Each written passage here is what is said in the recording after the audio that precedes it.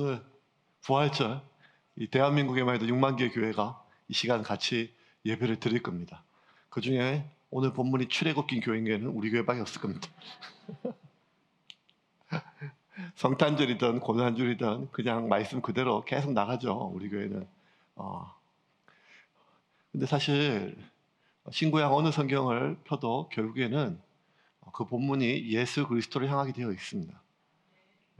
왜냐하면 성경은 1500년 동안 수많은 사람의 저자로 이루어졌지만 결국에 성경은 한 분의 저자입니다. 그는 하나님이시고 하나님이 성경을 통해서 우리에게 전해주고자 하시는 메시지는 예수 그리스도를 통하여 우리를 자녀 삼아주시고 우리가 하나님의 자녀로 그 하나님의 섭리 안에 하나님의 소명을 따라 살아가기를 원하시는 그 모든 방법과 길에 대한 이야기 때문입니다. 부활은 기독교 체계의 최고의 명절입니다. 여러분, 성탄절이 아니라 부활절이 제일 큰 명절입니다. 왜냐하면 부활절은 계란을 주잖아요. 그런데 세움교회는 더 중요한 의미가 있습니다. 왜냐하면 오늘 점심때 수육이 나옵니다. 부활절하고 돼지고기가 뭔 상관인지는 모르겠지만 어쨌든 제가 표현할 수 있는 최고의 기쁨은 돼지고기 수육입니다. 부활은 다시 산다는 뜻이죠. 다시 산다는 말은 죽었다가 다시 산다는 것입니다. 그죠? 죽어서 다시 산다. 이게 부활이죠. 근데 2000년 동안 내려왔던 기독교에 있어서 부활에 대해서 의미하는 단어는 하나입니다. 그게 뭔가 하면 거듭남이라고 하는 단어입니다. 거듭남. 다시 태어난다. 그죠? 우리가 예수를 따라 다시 부활의 삶을 사는데 우리가 육체가 시체로 변하는 호흡이 멈추고 장례식장에서 다시 살아나는 것은 아니지 않습니까? 어떻게 하면 우리가 다시 태어납니까? 예수님께 한밤중에 찾아왔던 어떤 청년처럼 사람이 물과 성령으로 거듭나지 않으면 하나님의 나라를 얻지 못한다 했는데 우리가 어떻게 거듭나야 됩니까? 어머니 뱃속에 다시 들어가야 됩니까? 라고 물었던 질문처럼 우리가 어떻게 거듭날까요? 그것은 죄와 사망, 아니 이 죄의 욕망이 이 영혼의 DNA까지 세포 하나하나까지 아담의 타락 이후로 인간의 본성 속에 그 세포 하나하나의 DNA 속에 각인되어 있는 죄의 욕망, 그 죄의 욕망을 가지고 있는 옛사람이 죽고 하나님의 자녀로서의 새로운 삶을 사는 삶, 그것이 거듭난 삶이죠. 그렇다면 그 거듭난 삶을 성경에서 가장 실제적인 예로 잘 표현해 준 게 바로 출애굽입니다. 출애굽은 바로의 종이었던 히브리 노예들이 옛 종된 삶을 벗어버리고 옛 종되었던 자신의 이전 삶은 홍해에서 죽고 이제 새롭게 하나님의 자녀로 거듭난 삶의 여정들이 바로 출애굽기입니다. 그렇다면 예수님께서 무덤을 열고 나왔던 복음서의 그 어떠한 본문보다 어쩌면 오늘 출애굽기 시내산에서 하나님 앞에 처음으로 맞닥뜨리는 새로운 삶, 거듭난 삶을 시작하는 오늘 본문이야말로 거듭난 부활의 삶에 대한 가장 중요한 우리에게 메시지의 통로가 될 수 있습니다. 출애굽의 여정은 크게 세 가지로 나눠져요. 하나는 애굽을 탈출하는 과정입니다. 이것은 출애굽기 1장부터 18장까지예요. 우리 지난주까지 배웠던 18장까지가 애굽을 탈출하는 출애굽 단계입니다. 두 번째 단계는 시내산의 단계예요. 시내산은 출애굽기 19장부터 40장까지, 레위기 1장부터 27장까지, 그리고 민수기 1장부터 10장까지가 시내산에서 일을 다뤄요. 그 2단계예요. 세 번째는 민수기 10장 11절 이후로 마지막 신명기 34장 끝까지 광야에서의 삶을 다룹니다. 이것이 출애굽기는 애굽을 탈출하는 과정, 시내산, 그리고 광야, 이렇게 세 단계인데 우리가 지난주까지 1단계를 끝을 냈어요. 그러니까 1년이 넘는 시간 동안 우리가 출애굽기를 공부하면서 애굽을 탈출하는 과정을 이 1장부터 18장까지 한 절 한 절 씹어 먹었어요. 물론 생각이 하나도 안 나겠지만 오늘 드디어 애굽을 탈출하고 이스라엘 백성들이 시내산을 여러분 도착했습니다. 여러분 이제 연속국도 한 2달 정도 보면 내가 그 감정이 몰입돼가지고 김치 싸다고 떼길 때 막 시원하고 그러잖아요. 우리 그런 몰입이 되잖아요. 그러면 이제 우리 출애굽기를 지금 한 2년째 보고 있으니까 어느 정도 몰입을 해야 될 때가 됐습니다. 우리도 지금 시내산에 도착한 게 맞거든요.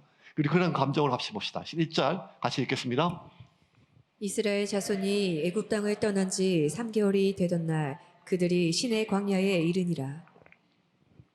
이제 시내 광야에 있어요. 애굽을 탈출한 지 3달 만이에요. 3달 만에. 시간이 얼마 안 지났죠.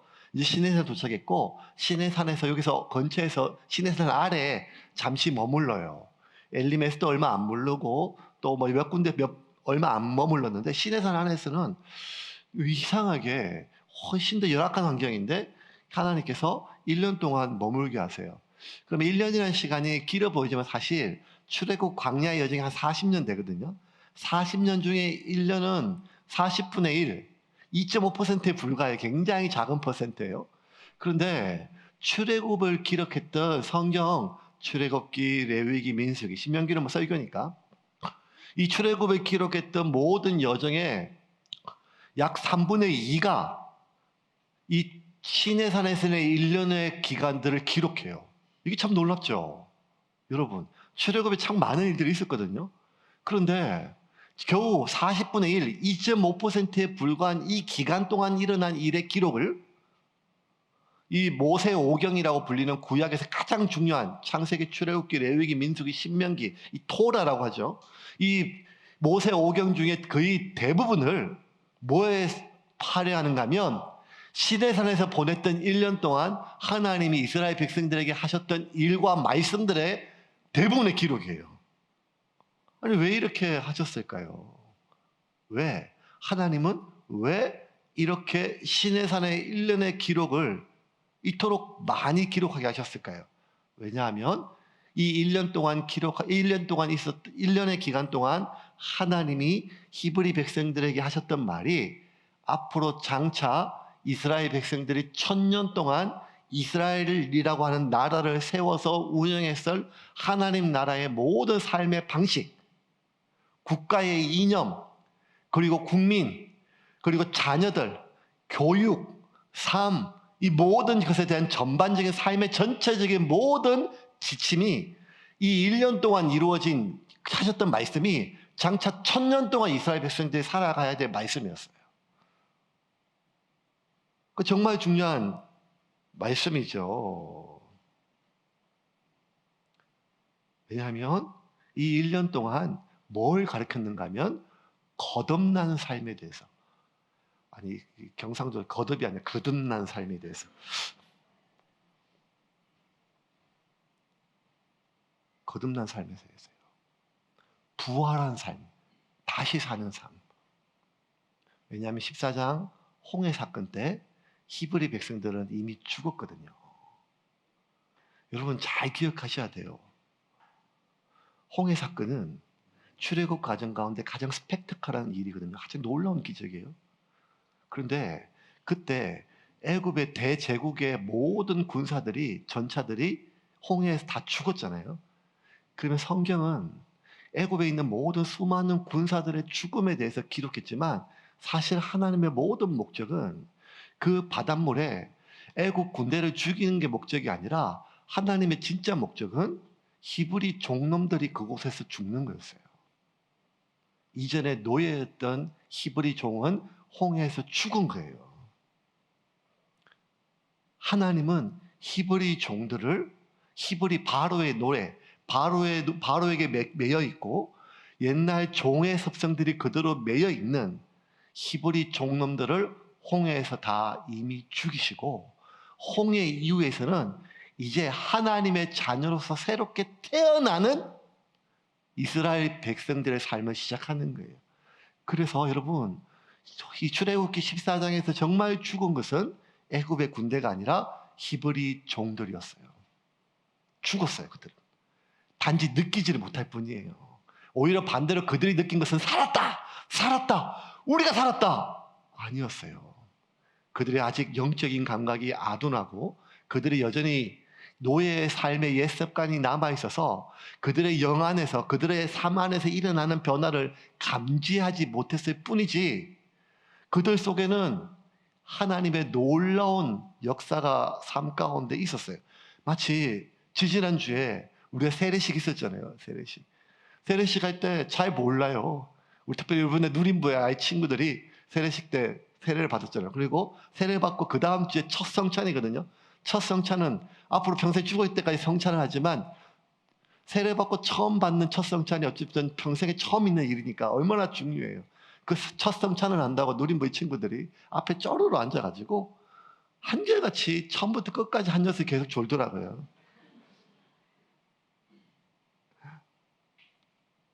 그러니까 중요한 의미를 가지고 또 전사님 설명해 주고 왔으니까 왔어요. 그런데도 아무런 느낌이 없는 거예요. 그냥 저 설교는 길고 나는 강제로 끌려왔고 왜 저 포도주가 무엇인지 뭐 이런 것들 설명은 들었지만, 진짜 이게 예수님이 내 피가, 예수님의 몸이 내 안에 들어오는 어떤 그런 것을 우리가, 어떤 분들은 정말 감격 속에서 그것이 나에게 힘이 되고 능력이 되고 영적인 힘이 되지만, 누군가한테는 그냥 아무것도 느껴지지 않는 하나의 예식에 불과할 수 있단 말이에요. 홍해에서 죽은 것은 애굽의 군대가 아니라 히브리 종놈들이에요. 죄와 그리고 바로의 사탄의 그 속박에 매여 있는 히브리 종놈들은 홍해에서 죽었어요.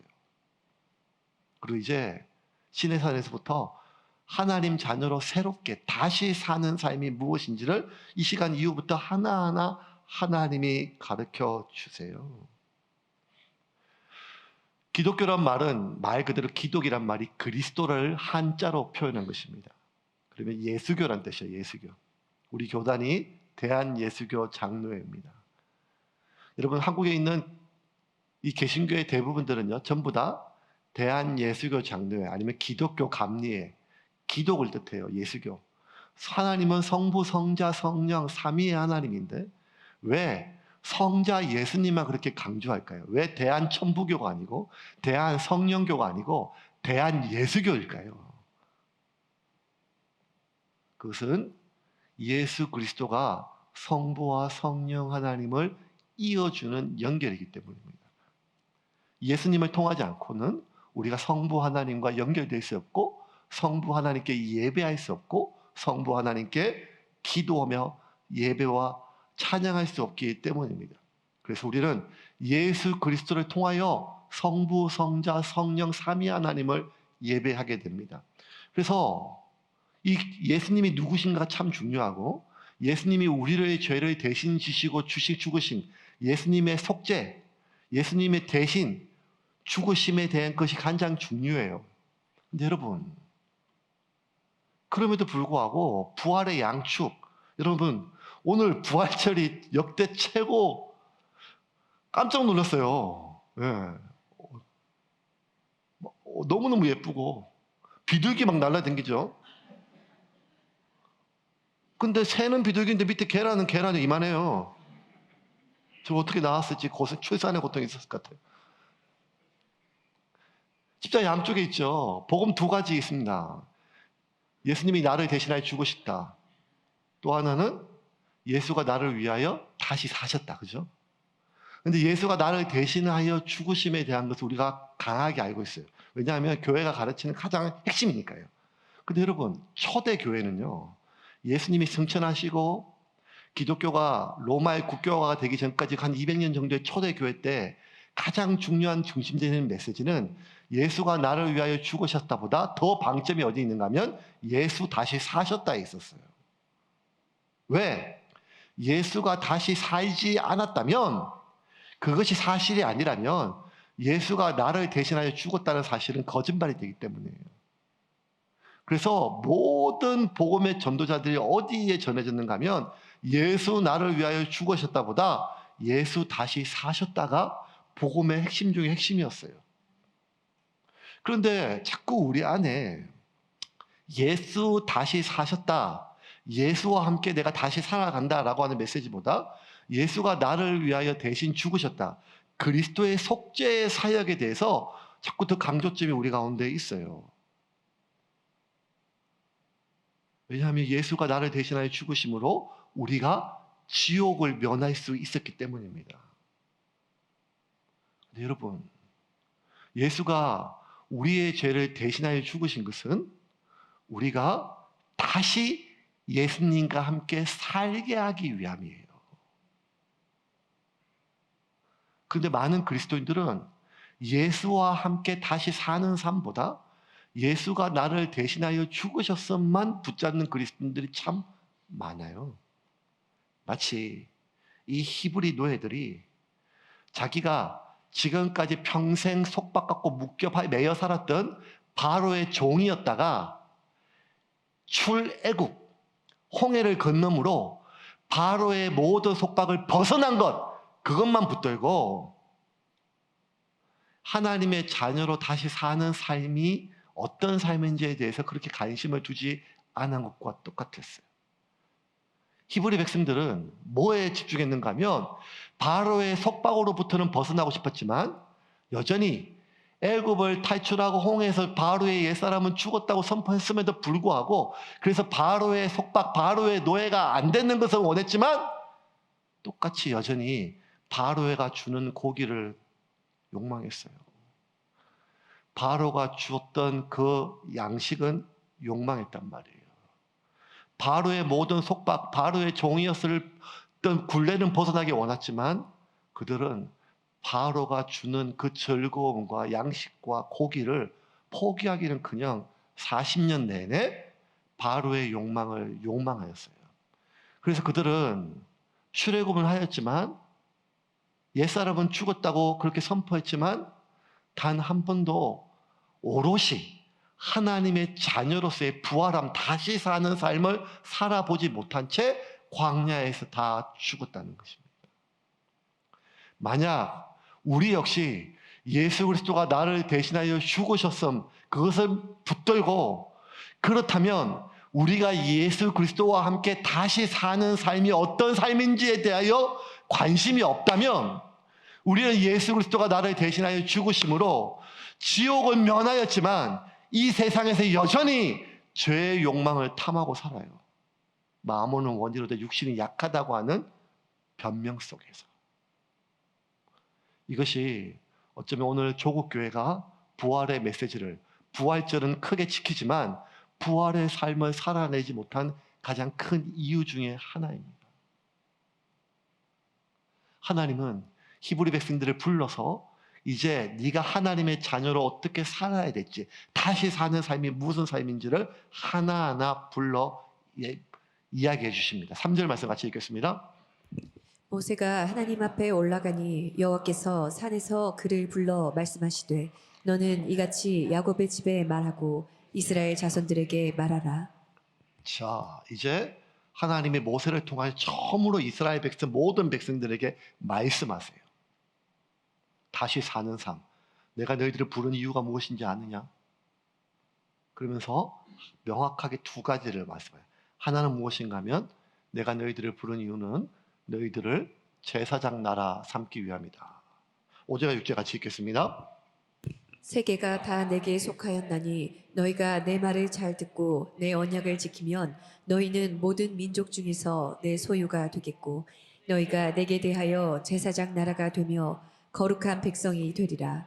너는 이 말을 이스라엘 자손에게 전할지니라. 이 제사장이라고 하는 것이 하나님께 제사 드리는 게 핵심이 아니라 그 제사를 통해서 사람과 하나님을 이어주는, 연결하는 것이 핵심이에요, 여러분. 제사장이 얼마나 어떤 옷을 입고 얼마나 거룩한 삶을 살고 어떤 행동을 하느냐, 이게 아니라 그 모든 제사장의 행동과 말과 삶의 모든 목적은 백성들을 하나님과 이어주는 역할이란 말이에요. 그러면 하나님이 이제 처음으로 지금 히브리 백성들에게 내가 왜 그 애고백의 10가지 재앙, 온갖 난리를 치고 그리고 그 홍해 바다에서 수많은 사람들이 수장되고 너희들이 여기까지 데려왔던 이유를 하나 설명하는데 그게 무엇인가 하면 내가 너희들을 제사장 나라 삼게 하기 위함이라는 거예요. 그리고 이거는 너희부터 아니라 너희는 단순히 내가 너희들이 400년 동안 하나님 살려주세요 너무 힘들어요 부르짖어서 너를 부른 줄 알지만 아니라는 거예요. 이거는 아브라함 때부터, 아니 그 이전에 노아 때부터, 아니 그 이전에 아담 때부터 내가 계속해서 가졌던 계획이라는 거예요. 모든 아담 타락 이후로 하나님과 관계가 끊어진 인간들을 하나님과 연결할 사람을 찾았어요. 그 민족을. 아담과 언약을 맺었는데 아담이 져버렸어요. 이후에 노아를 하나님 찾으시고 노아를 통하여 네 후손들을 통하여 이 땅에 있는 나와 관계가 끊어진 이 모든 사람들, 그래서 죄와 죄의 욕망들에 그렇게 짐승처럼 살고 있는 인간들을 나와 다시 연결시켜 달라. 아담과 노아와 언약을 맺었지만 여전히 또 타락한 인간들이 하나님과 언약을 깨졌어요. 하나님이 아브라함을 부르시고 내가 네 후손들을 통해서 큰 민족을 이루게 하고 나라를 만들어서 그 나라를 내가 제사장 나라로 삼아 나와 끊어졌던 사람들을 이어주는 그런 역할을 소명을 주겠다. 그 놀라운 수천 년 동안 이어왔던 하나님의 비전을 이제 모세를 통하여 히브리 백성들에게 주세요. 그게 뭔가 하면 제사장 나라. 여러분 오늘 말씀 제일 중요한 말씀이에요. 그게 뭔가 부활의 메시지예요. 부활은 무슨 메시지인가 하면 다시 사는데 왜 다시 살아야 되는가 하면 우리가 하나님과 세상을 다시 이어주기 위함이라는 거예요.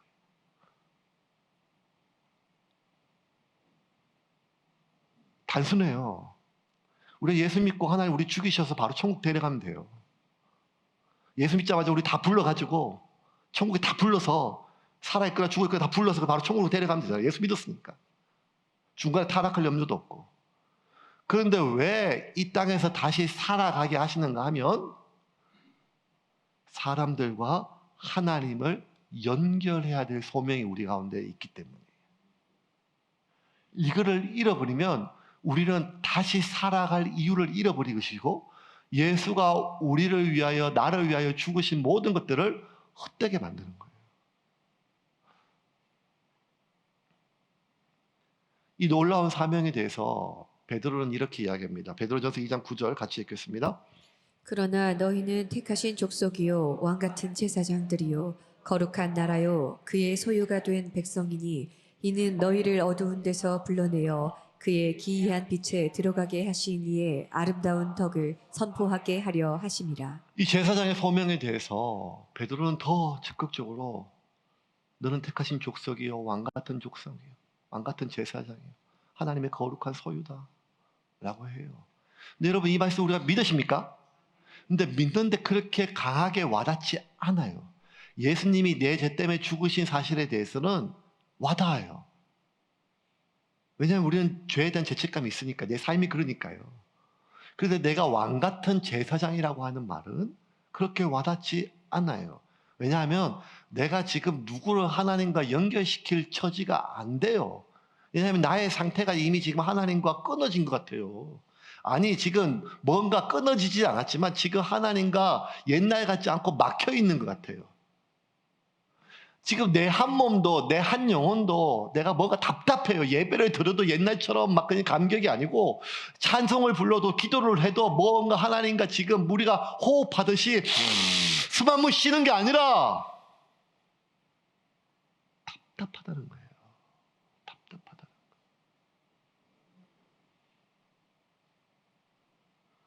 사람들이 공황장애 뭔지 잘 모르는데 공황이 어떤 건지 체험할 방법이 있어요. 쉬운 방법이 있는 게 뭔가 하면 코를 다 막고요. 코를 막아요. 다 막고 입에 쬐끄만 빨대, 이따만 거 말고 쬐끄만 빨대 있잖아요. 그 입에 꽂아놓고 코를 다 막고 그 빨대로 계속 숨을 쉬어보세요. 3분 지나면 죽을 것 같거든요. 근데 죽지 않아요. 빨대로 숨이 들어오니까. 근데 정말 죽을 것 같아요. 4분 지나면. 그러면 너무 답답하고 숨은 쉬어지는데 너무 답답하고 죽을 것 같아요. 그게 공황에 느껴지는 그 지극시고예요. 숨을 좀 콧구멍에 이렇게 들어야 되는데 그 좁은 빨대로 들이마시고 쉬려고 하니까 무언가 죽지 않을 만큼의 뭐가 이어지는데 결국 죽을 만큼 답답하다는 거예요. 우리가 코로 숨 쉬듯이 하나님께 예배하던 순간들이 있어요. 그런 경험이 없는 사람은 잘 모르겠지만 코로 호흡하듯이 하나님과 예배할 때가 있었단 말이에요. 우리가 코로 호흡하듯이 하나님께 기도하고 예배했던 찬양했던 때가 있어요. 근데 어느 순간 그 좁디 좁은 빨대로 지금 기도를 해도 숨을 쉬어도 답답한 순간처럼 느껴질 때가 있죠. 그러니까 너는 택한 족속이요 왕같은 제사장이요 거룩한 나라요 이런 말이 안 믿는 게 아니라 안 느껴져요. 왜? 지금 나의 상태는 그런 상태가 아니거든요. 하나님이 언젠가 나를 그렇게 만드실지는 모르겠지만 지금 나는 누군가를 하나님과 연결하기는 그냥 나도 지금 하나님과 뭐가 답답하게 겨우 연맹하는 답답한 수준에 내가 어떻게 왕같은 제사장이 이런 생각이 든다는 거예요. 그래서 하나님께서 너희는 제사장이다. 그렇게 살 것이다. 살아야 된다 얘기하면서 두 번째 그렇게 살기 위해서는 나의 언약을 지켜야 된다는 거예요. 그게 5절입니다. 같이 읽겠습니다. 세계가 다 내게 속하였나니 너희가 내 말을 잘 듣고 내 언약을 지키면 너희는 모든 민족 중에서 내 소유가 되겠고 너희가 다 내게 속하였나니 너희가 내 말을 잘 듣고 내 언약을 지키면. 왜 우리가 하나님이 다시 살게 하셨음에도 불구하고 그리고 제사장의 소명을 주셨음에도 불구하고 그렇게 소명의 삶을 살아가지 못하겠는가 하면 우리 안에 여전히 옛사람의 삶이 남아있기 때문이에요. 히브리 노예들이 홍해를 건넜지만 틈만 나면 다시 애굽으로 돌아가려고 하잖아요. 우리 역시 하나님의 자녀가 되었어요.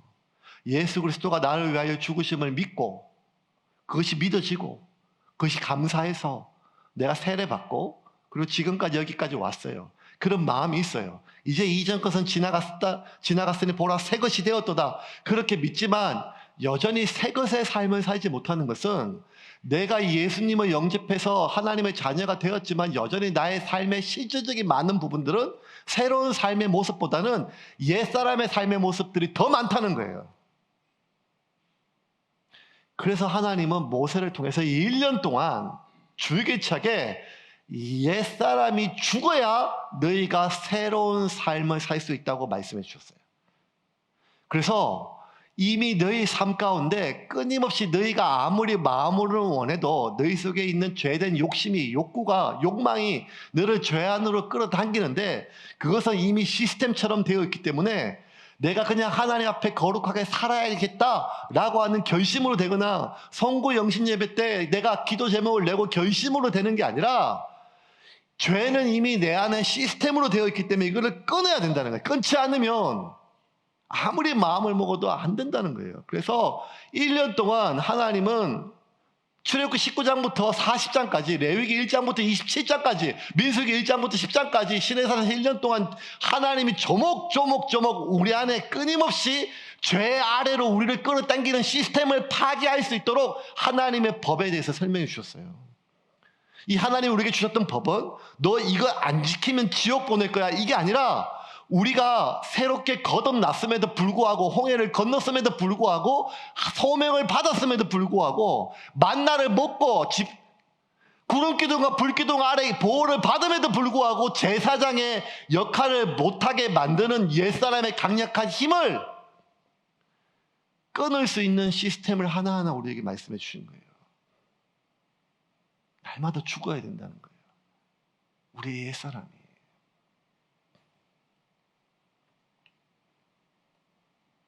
제가 태어났던 경상북도 상주군 함창면은 제가 중학교 고등학교 시절에 여러분을 믿지 못하겠지만 저는 늘 6년 동안 반장을 하고 함창 중학교에서 전교 어린이 회장을 했던 총망받는 학생이었음을 꼭 여러분 잊지 말아 주셨으면 좋겠습니다. 비록 발음의 문제로 정견 발표는 문제가 많았지만 그때는 그때 한참 80년대인가 그 시절이었으니까요. 그 경상도인지 좋은 전국인지는 모르겠지만 경주에 화랑교육원이라는 게 있었어요.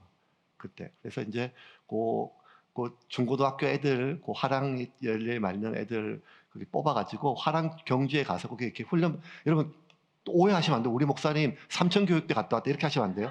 화랑교육원이 화랑교육. 그래서 이제 화랑들에 대해서 배우고 뭐 이렇게 그랬던 지금 있나 모르겠어요. 그냥 그때 가서 일주일 동안 그 화랑에 대해서 배우고 뭐 여러분들 화랑입니다 뭐 이렇게 해가지고. 그래서 저는 화랑 관창만 유명한 줄 알았더니 뭐 화랑이 제일 유명한 게 김유신이더라고요. 김유신 장군. 김유신 장군이 화랑이더라고요. 화랑. 화랑이 이제 곧 어린 소년들 이제 지금 생각하면 잘 이해가 안 되는데 뭘로 보신가 하면 나시린으로 보시면 돼요. 나시린. 나시린은 하나님을 위해서 거룩하게 준비된 어린 사람들이 자란 사람이잖아요. 그런 것처럼 이 당시에는 화랑들이 국가와 민족을 위해서 어릴 때부터 구별될 삶을 사는 그런 거예요.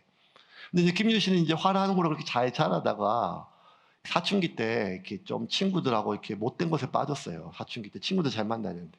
그래서 친구 둘이가 이제 어디를 데려가 하면 굉장히 이쁜 아가씨가 있다고 어느 업소에 데려갔는데 그 천관녀라고 하는 기생이 있는 그런 이제 술집에 데려갔어요. 근데 이게 첫날에 봤는데 와 너무 이쁜 거예요. 그래서 이제 김유신이 반했어요. 그래서 이제 그냥 첫날은 친구에게 이끌려 갔는데 그 다음날 계속 날만 새면 말 타고 어디 가는가 하면 청관녀 기생집에 가는 거예요. 그래서 이제 세월을 보내니까 이제 만명부인이라고 하는 김유신 어머님이 보면 기가 찬 거예요. 저게 화랑이 돼가지고 맨날 술이나 먹고 기생집에 왔다 갔다 하고 이러니까. 그래서 어느 날 불러가지고 아주 엄하게 얘기하고 네가 화랑이 돼서 이 민족, 이 나라, 이 신라에게 핍박받는 이 가야를 일으키고 뭐 해야 되는데 너 언제까지 이렇게 할래? 모든 우리 민족의 장래가 너한테 달려 있는데 언제까지 이렇게 기생에 빠져서 할래? 네가 차라리 이를 끌면 내가 죽겠다 하면서 막 어머니가 막 그렇게 하니까 이 김윤신이 진심으로 뉘우쳐요. 맞다, 내가 지금 이렇게 빠질 때가 아니지. 그렇게 마음을 먹고 다시는 이제 내가 그렇게 하지 않으리라 마음을 먹었는데 문제는 뭔가 하면 청관녀가 너무 이쁜 거예요. 이게 또 굉장히 그래서 이제 너무너무 힘드니까 책을 읽으려고 해도 이 청관녀가 떠올라요. 상사병에 빠진 거죠.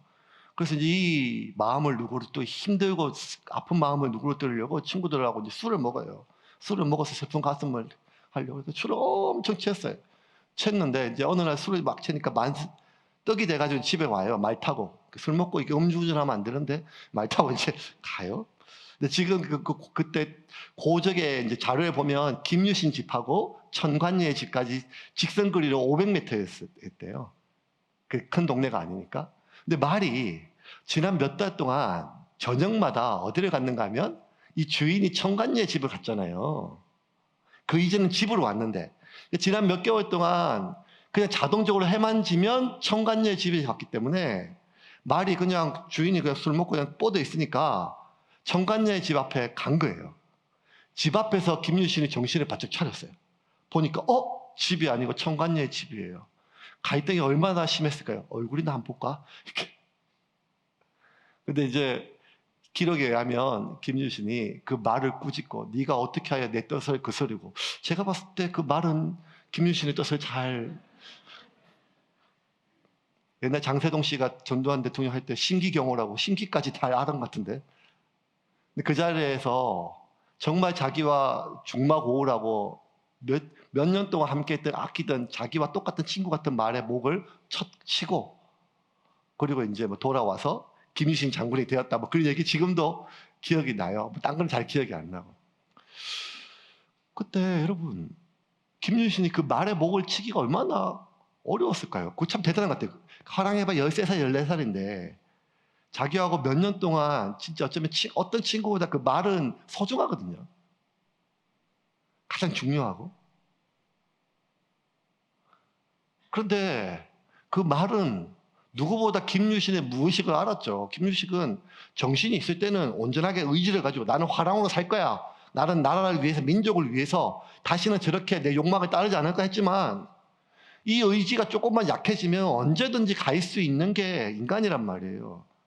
그런데 여러분 김유신이 내가 다시는 이 집에 오지 않겠어라고 하는 결심으로는 지금의 김유신이 안 됐던 것 같아요.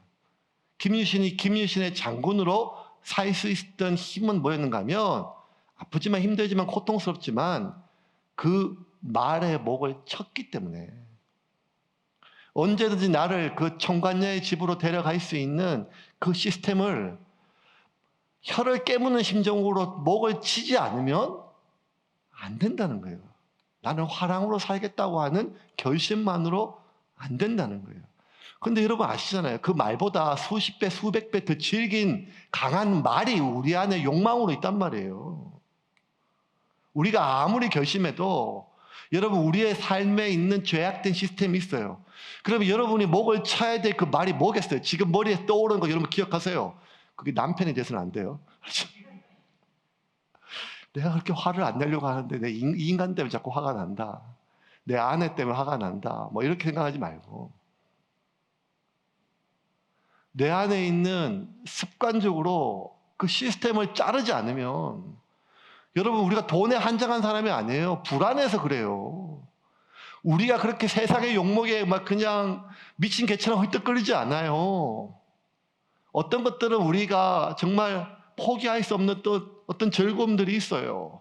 그런데 그게 즐거움이든 불안이든 뭐든 그게 내 안에 내가 말씀이 들어오고 하나님께 기도하다 보면 이거 아니다라고 하는 뜻이 있어요. 그럼에도 불구하고 내 마음속에 이건 아닌데 이건 아닌데 이건 아닌데 알고 여전히 그 말에 오르는 그 말이 있단 말이에요. 여러분이 알고 있는 그 말이. 그런데 오늘 우리가 부활하신 예수 그리스도를 만나고 그렇게 찬양하고 계란 먹고 수육 먹고 그래서 기쁘고 끝난 다음에 우리는 여전히 부활의 삶을 살지 못하고 이번 주부터 뭘 해야 되는가 하면 내 안에 있는 그 말을 목을 쳐야 된다는 거예요. 단칼에. 어떻게 매일 날마다 그 목을 치지 않으면 우리가 하나님의 자녀로 살겠다고 하는 결심만으로는 안 된다는 거예요. 아무리 강한 믿음이 있어도. 성경에 나와 있는 가장 강한 믿음은 역시 바울이잖아요. 바울조차도 나는 날마다 죽는다는 거예요. 나는 날마다 목을 친다는 거예요. 내 목을 치고 내 말의 목을 치고 내 욕망을 치고 나는 날마다 죽지 않으면 내 속에 끓어오르는 분노 때문에 죄를 한 치를 짓는다는 거예요. 내 속에 올라오는 이 불안 때문에 두려움 때문에 욕망 때문에 죄를 저지른다는 거예요. 하나님은 우리에게 그 시스템을 잘라라고 이야기를 하십니다. 그래야 죽여야 거듭난 삶을 살 수 있다는 거예요. 그러면서 너는 왕 같은 제사장이다. 너희들의 민족은. 이렇게 얘기를 해요. 근데 이 왕 같은 제사장이란 말이 히브리 민족에는 하나도 현실감이 없어요. 왜냐하면 자신의 상태를 보면요. 지금 바로 얼마 전까지만 해도 모세한테 우리 다시 돌아가겠다라고 불평하고 진심으로 내가 애굽을 떠난 것을 후회하듯 하나님이 약속한 것은 가나안인데 정작 예수 믿고 보니까 내가 지금 겪는 삶은 광야예요. 내가 지금 애굽을 떠난 것은 가나안 때문에 왔는데 죽기 살기로 결단해서 내가 홍해를 건너고 이전 삶을 끊었는데 내가 도착한 것은 가나안이 아니라 광야예요. 광야에는 이전에 내가 즐기던 고기가 없어요. 광야에는 내가 이전에 그냥 편하게 공기처럼 마시던 물이 없어요. 날간이 없어요. 늘 우리 속에 이전의 삶에 대한 그리움이 있어요. 그 욕망이요. 이런 날 보고 나도 언제 지금 하나님을 버리고 소명을 버리고 가나안을 버리고 후회하고 애굽으로 돌아갈지 모르는데 내가 누구를 하나님과 연결시켜줘 이렇게 아니라는 거예요. 하나님은 네가 누구인지 오늘부터 기억하라는 거예요. 이제 너희들은 나와 사람들을 이어주는 연결고리로 제사장으로 그렇게 삼겠다는 거예요. 너의 상태를 너의 상황을 보지 말고 내가 너희에게 주는 이 약속을 붙잡으라는 거예요. 이게 참 어려워요, 여러분. 사람이 자기를 참 가치 있게 여기고 자기가 가지고 있는 어떤 신념 그리고 어떤 소명 무언가 가치 있는 일을 위해서 자기의 삶을 계속해서 지속적으로 몰고 가는 것이 얼마나 힘든 일인지 그렇게 살아본 사람은 알아요. 자꾸 살면 살수록 자존감이 떨어지고 그냥 나라고 하는 게 내가 뭔데 마치 모세처럼 하나님께서 내 백성을 인도하라 해도 그냥 모세처럼 똑같아요. 내가 뭔데요? 내가 뭔데? 지금 내 꼴을 보십시오. 이게 우리의 마음이거든요. 한 13, 14년 전에 기회가 있어서 청년들을 데리고 한 3년 동안 매년 제가 블라디보스토크에 단기 선교를 갔어요. 러시아에. 지금 3, 4년 됐죠. 3년 내내 갔어요. 한 곳을 갔어요. 갔는데 그 첫 해 갔을 때 제가 인상적으로 기억이 남는 거, 블라디보스토크 하면 기억이 남는 게 킹크랩 먹었던 거. 또 하나가 뭔가 하면 저는 아무런 관심도 없었는데 저는 조선족만 하지 고려인은 잘 몰랐거든요. 근데 블라디보스토크에 가서 고려인들의 역사를 제가 그 기념관을 보고 깜짝 놀랐어요. 우리가 대한민국 사람들이 잘 모르고 있는 우리 동족의 역사들. 1937년만 해도 그 블라디보스토크 연해주라 그래요. 우리 조선인들, 우리 선조들이 한 18만 명, 20만 명가 살았어요. 20만 명 살았는데 자꾸 보니까 스탈린이 보니까 일본이 자꾸 러시아를 쳐들어오려고 해요. 그러니까 일본 사람과 조선 사람들 구분이 잘 안 가게 생겼어요. 그래서 다 죽일 수는 없고 뭘 했는가 하면 강제 이주 정책을 취했어요.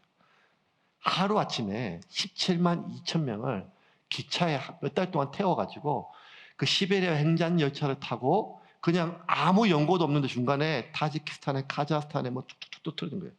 근데 그 기록을 그대로 봤는데 이런 거예요, 그냥. 하루아침에 그 러시아 병사들 와가지고 한 마을에 같이 모여 살았으니까 사람들 다 그냥 그대로 아무것도 짐도 못 챙기고 그냥 자던 옷 그대로 숟가락만 들고 왔대. 진짜 숟가락만. 기록 그렇게 나와 있어요. 숟가락 하나 들고 숟가락만 들고 나와가지고 가봤더니만 기차역이고 기차역에 탈했더니만 기차역에서 굉장히 수만 명이 이미 죽었대. 왜냐하면 시베리아 횡단 열차에 그 추위에 아무 옷가지도 없고 그래서 이미 약한 사람들은 열차 안에서 많이 죽었고 가다가 어느 벌판에 그냥 벌판에 한 달이고 두 달 있다가 뜨져 놓고 그래서 1,000명 내리면 1,000명 내리고 또 1,000명 내리고 1,000명 내리고 그러면 영하 15도, 20도, 30도 되는 그 추위에 아무것도 없는데 그냥 허 벌판에 그 땅에 기차역 옆에 떨어지면 이 사람들이 어떻게 살아남았는가 하면 그 선교사님 그대로 얘기해 주세요. 자기가 그 세대에 살아남은 사람의 자손이래요. 자기 아버지가 어떻게 살아남은지를 얘기를 해줬대요. 그냥 그 땅에 그냥 아무것도 없이 떨어지면 아무것도 없으니 추우니까 그날 그 사람 조선 민족이 얼마나 대단한가 하면 대부분 그냥 죽는데 스탈린이 죽으라고 그렇게 한 거예요. 그런데 할머니하고 할아버지하고 온 사람들이 아버지하고 어머니들이 숟가락밖에 없으니까 숟가락으로 추우니까 구덩이를 팠대요. 숟가락으로. 기차역 옆에. 추운 구덩이를 파고 구덩이를 한참 파서 저녁이 되면 구덩이 왼 가에 할아버지하고 할머니들이 있고 그 안에 아버지하고 어머니들이 있고 그 안에 핏덩이 같은 새끼들을 안고 그렇게 하룻밤을 지내면 동이 트면 맨 가에 있던 할아버지하고 할머니들은 다 돌아가셨대요.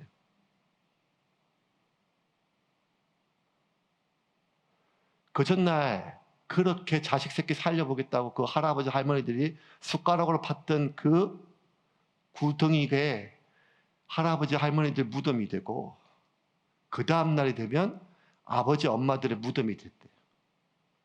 그렇게 살아남았던 핏덩이들이 질기게 살아남아서 그게 타지키스탄이든 카자흐스탄이든 어느 나라든지 간에 그 질긴 목숨으로 내가 어떻게 살아남았는지를 알았기 때문에 죽기 살기로 공부하고 죽기 살기로 일해서 그 나라가 어느 민족이든지 간에 어느 나라든지 간에 조선족과 달리 고려인이라고 하는 까레이스키라고 하는 이 민족은 죽기 살기로 그 사회의 중요한 기둥으로 남았어요.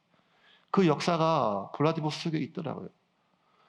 그 얘기를 전하는 선교사님이 눈물을 펑펑 흘리는데 아무런 하나도 몰랐고 아무 상관없는 일이었는데 그걸 듣는 그 젊은 친구들이 자기가 어떻게 살아남았는지 선교사님이 얘기를 하는 거예요. 자기 아버지가 어떻게 살았는지. 숟가락 하나로 땅을 파고 그 할머니 할아버지들이 나같이 늙은 것들은 이제 가져올 식량도 없으니까 그냥 자기들이 자기 아들에게 자기 손자에게 짐인데도 마지막까지 땅 파고 같이 파고 자기 무덤이 되더라도 그리고 그날 밤에 우리가 바깥에서 잔다고 모든 사람들이 그 추위와 힘든 고통 속에도 하나밖에 목표가 없어요. 뭔가 하면 이 핏덩이는 살려야 되지 않겠냐. 이 핏덩이는 그렇게 살아남은 까레스키들 고려인들이 지금 중앙아시아의 옛 소비에트 연방의 곳곳에 지금 남았어요. 왜? 이름도 없어요. 그 구덩이가 어떤 무덤인지 무덤도 없어요. 그런데 그 어르신들이 나는 지금 죽어도 여한이 없지만 이 핏덩이는 살려야겠다고 하는 그 숟가락으로 팠던 구덩이에 자기 스스로 갇히면서 다음 세대를 이었기에 여기 있잖아요. 그런데 이 이야기를 듣고 왜 청년들이 눈물을 흘리는가 하면 까먹었던 우리 엄마 아버지가 생각이 나는 거예요. 아무리 철이 없어도 우리 엄마나 아버지가 숟가락으로 이렇게 땅을 파서 나를 키운 건 아니지만 그 부모님 고생은 알거든요. 나는 못 배워도 내 새끼는 배워야 되고 나는 못 먹어도 내 자식은 배워야 돼. 먹여야 된다는 거예요. 부모님들이 자신의 삶이 살다 보면 내가 희망했던 삶이 아니잖아요. 나는 지금 죽지 못해서 사는 삶이에요. 그런데도 마지막까지 나는 이렇게 만신창이가 되고 비루하고 남루하고 창피하지만